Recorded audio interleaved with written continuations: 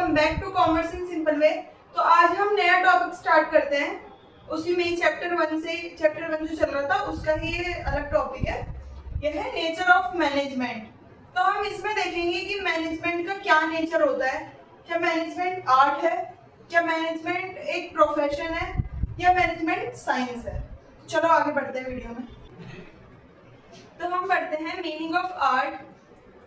Art is a skillful and personal application of existing knowledge to achieve desired result.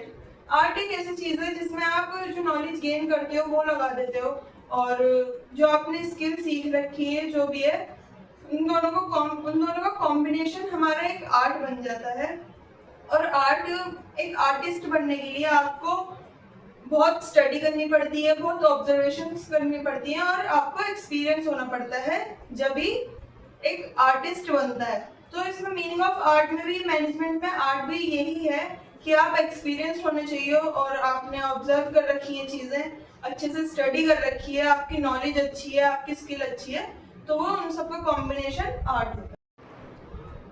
तो management as an art के बाद हम समझते हैं management as a science. Science कैसे बोलेंगे हम मैनेजमेंट को। अभी सिर्फ हम ये देखेंगे कि क्या हम साइंस बोल सकते हैं मैनेजमेंट को या नहीं बोल सकते। अभी सिर्फ हम छोटा सा मीनिंग पढ़ेंगे, और ये जो हमारे एक क्वेश्चन है कि हाँ साइंस मैनेजमेंट एक साइंस है, आर्ट है, ये प्रोफेशन है, ये हमें पता चलेगा जब हम फीचर्स पढ़ेंगे इसके, उन्हें कंपेयर करेंगे। तो साइंस हम इसलिए बोलेंगे मैनेजमेंट को क्योंकि एक इसमें नॉलेज चाहिए होती है, एक सिस्टमेटिक नॉलेज चाहिए होती है।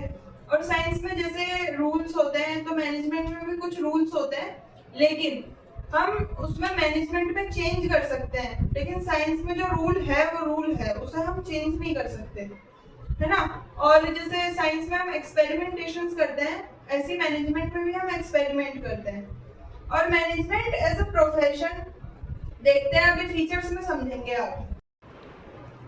तो अब हम कंपेयर करेंगे, इसे हम प्रूव करेंगे कि मैनेजमेंट आर्ट है, मैनेजमेंट साइंस है, या मैनेजमेंट प्रोफेशन है। तो हम इसके फीचर्स पढ़ते हैं। फर्स्ट आता है मैनेजमेंट एज एन आर्ट में फर्स्ट फीचर आता है एग्जिस्टिंग बॉडी ऑफ नॉलेज। अब आर्ट है तो आर्ट में आपको एक नॉलेज चाहिए होती है, किसी भी आर्ट को बनाने के लिए या कुछ भी करने के लिए एक आपको एक बॉडी ऑफ नॉलेज चाहिए। मैनेजमेंट में हम इसे कैसे अप्लाई करेंगे, अब मैनेज भी करनी है सारी चीज़ों को, और ऑर्गेनाइजेशन में भी मैनेजमेंट होती है तो उसमें भी एक नॉलेज चाहिए। तो मतलब ये वाला पॉइंट करेक्ट है आर्ट का कि आर्ट और मैनेजमेंट दोनों सेम है, ठीक है। और सेकंड आता है हमारा पर्सनलाइज्ड एप्लीकेशन। आर्ट है, आपने मान लो एक एग्जांपल के थ्रू लेते हैं, आपने ड्राइंग सीखी, ड्राइंग सीख ली, अब आपको अपनी क्रिएटिविटी दिखानी पड़ेगी। अब आप आर्टिस्ट बन गए ड्राइंग सीख के, तो आपको अपनी क्रिएटिविटी दिखानी पड़ेगी, अपने एक नॉलेज लगानी पड़ेगी, पर्सनली अप्लाई करोगे कुछ चीजें उसमें, जब भी वो एक अच्छा वो बन के निकलेगा। कुछ भी ड्राइंग या कुछ भी प्रोडक्ट में भी अच्छा प्रोडक्ट बन के निकलेगा। ऐसी मैनेजमेंट में भी हम अपने पर्सनल अप्लाई करते हैं चीजों को, नॉलेज को, इन सब चीजों को। तो मैनेजमेंट एज एन आर्ट ये भी हमें बताता है कि मैनेजमेंट और आर्ट दोनों सेम है, मैनेजमेंट एक आर्ट है, इसमें हमें पता चल गया। थर्ड पॉइंट देखते हैं based on practice and creativity. अब आर्ट में हम प्रैक्टिस करते हैं, क्रिएटिव बनते हैं, और मैनेजमेंट में भी हमें क्रिएटिविटी चाहिए, वरना एक ही चीज को हम रगड़ते रहेंगे, लेते रहेंगे तो ऐसे नहीं होता। मैनेजमेंट ऐसे नहीं चलता, मैनेजमेंट में हमें क्रिएटिव बनना जरूरी है, बनना पड़ेगा, और प्रैक्टिस भी करते रहना है, इसलिए ये भी पॉइंट एकदम करेक्ट है। तो हमें इन तीनों पॉइंट से पता चलता है कि management as an art, management एक फुल आर्ट है। तो हम कंक्लूजन पे पहुंचते हैं, management is an art, management हमारा आर्ट है। अब हम चलते हैं सेकंड की तरफ। तो मैनेजमेंट ऑफ साइंस में, मैनेजमेंट एज अ साइंस में हमारा फर्स्ट पॉइंट आता है सिस्टमेटाइज्ड बॉडी ऑफ नॉलेज। तो उसमें हम साइंस में देखते हैं, साइंस में हमें एक बॉडी ऑफ नॉलेज चाहिए रूल्स बनाने के लिए, रूल्स हैं उसमें साइंस में, एक्सपेरिमेंट करने के लिए, सारी चीज़ों के लिए एक बॉडी ऑफ नॉलेज ज़रूरी है। अभी हमारे मैनेजमेंट में अप्लाई हो रहा है या नहीं हो रहा, मैनेजमेंट में भी ये अप्लाई होती है। फर्स्ट पॉइंट होता है क्योंकि मैनेजमेंट में भी हम अपने थ्योरीज और प्रिंसिपल्स डेवलप करते हैं एक टाइम के लिए, एक पीरियड ऑफ टाइम के लिए। इसलिए फर्स्ट पॉइंट एकदम करेक्ट है कि मैनेजमेंट एज अ साइंस ये हमें बताता है कि है, अभी तक तो है, बाकी सेकंड पॉइंट पढ़ते हैं फिर पता चलेगा और ज्यादा। हमारा सेकंड पॉइंट आता है प्रिंसिपल बेस्ड ऑन एक्सपेरिमेंटेशन। अब साइंस में हम एक्सपेरिमेंट करते हैं, चीजों को ऑब्जर्व करते हैं, स्टडी करते हैं, तो ये रिपीटेड चलता रहता है कि हाँ एक्सपेरिमेंट करा, किससे हमारा गोल अचीव हुआ, दूसरा एक्सपेरिमेंट करा, करते रहते हैं। एक्सपेरिमेंट का मतलब ये होता है कि बार बार करना उसे, ठीक है। और वो मैनेजमेंट में हमारा अप्लाई हो रहा है या नहीं हो रहा। मैनेजमेंट में भी हम गोल को अचीव करने के लिए अलग अलग एक्सपेरिमेंट करते हैं, तो इस तरीके से थोड़ा बहुत साइंस है ये, ठीक है। मैनेजमेंट थोड़ा है साइंस, लेकिन मैनेजमेंट में ह्यूमन बिहेवियर पे भी एक वो बनता है कि क्या बोलते हैं, अलग अलग नेचर के लोग होते हैं, अलग अलग बिहेवियर होता है सबका, तो हम ये प्रिडिक्ट नहीं कर सकते कि हमारा बिल्कुल एक्यूरेट जो हमने रिजल्ट सोचा है वो ही निकल के आएगा।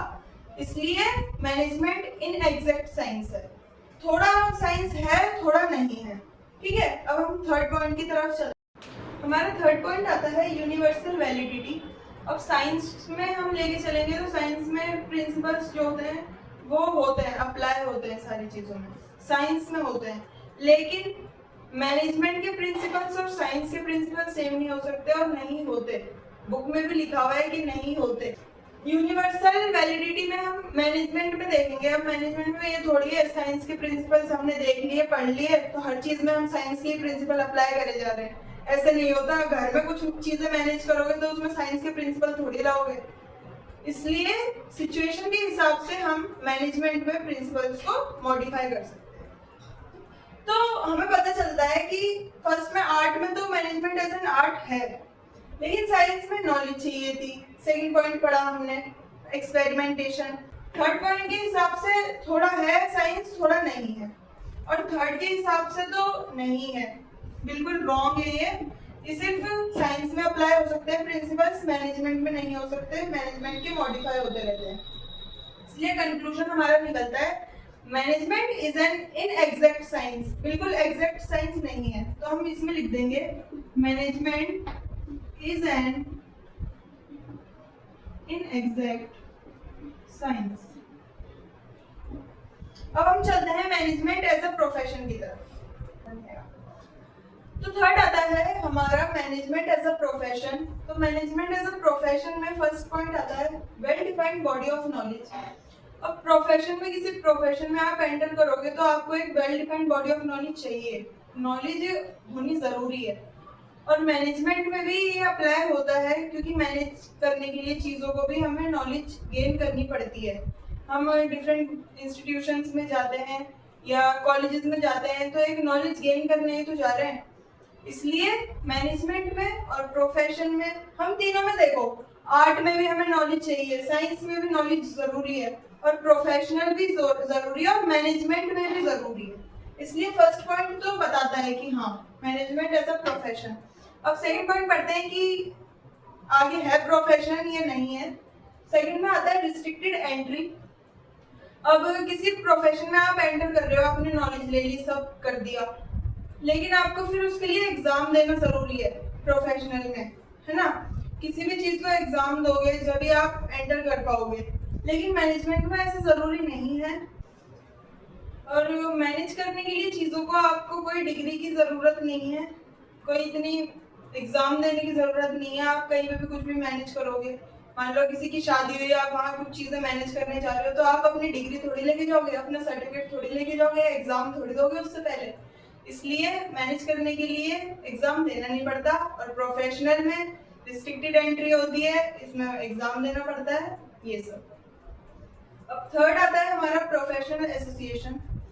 अब मान लो जो भी प्रोफेशन में हम एंटर करेंगे तो एक इंस्टीट्यूट के थ्रू हम जुड़ेंगे, कहीं पे भी वो हमें सर्टिफिकेट ग्रांट करेंगे, है ना। लेकिन मैनेजमेंट में कहीं से भी सीख सकते हैं।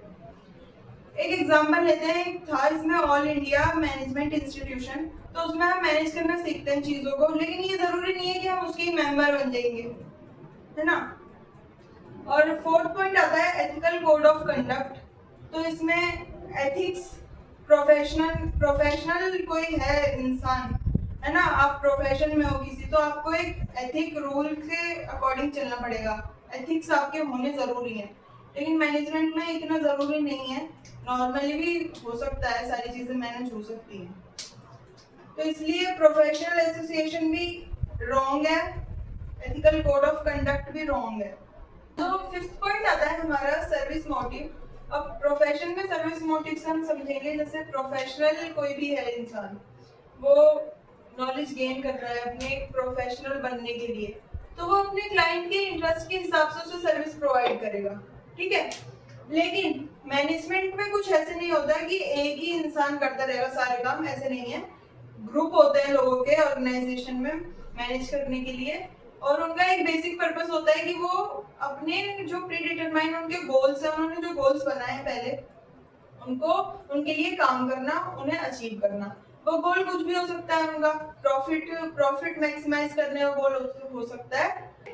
आर्ट था हमारा, मैनेजमेंट इज एन आर्ट, लेकिन science management is not an, management is in exact science, कि ये पूरी साइंस नहीं है।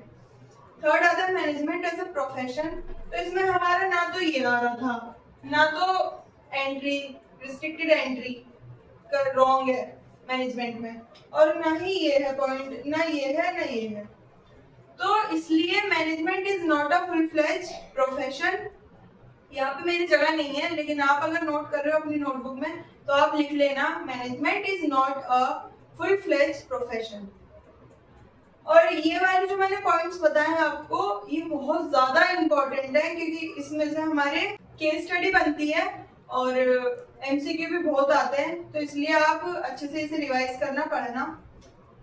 और बाकी अगर आपको वीडियो पसंद आई हो तो कॉमर्स इन सिंपल वे को सब्सक्राइब करें, हमारी वीडियो को लाइक करें, और अगर नहीं समझ आया तो हमें कमेंट सेक्शन में बताएं, हम और इजी वे में समझाने की कोशिश करेंगे। Thank you.